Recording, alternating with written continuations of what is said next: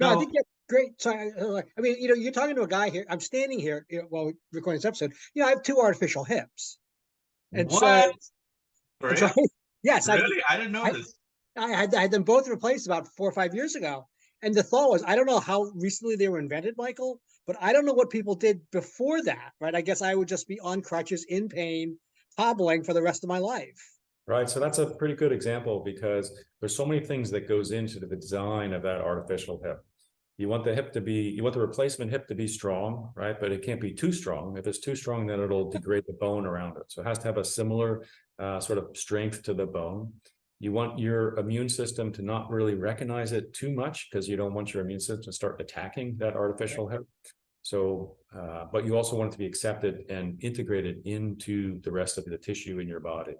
So there's a lot of bioengineering that goes on at the mechanical level, at the chemical level, at the biological signaling level, to make that happen. And then just the surgery itself, right? So how do you train the orthopedic surgeons to extract the old, the ball in the joint and then put in this new one? And then also the physical therapy. How do you train, your muscles to adapt and to help your body accept this new replacement?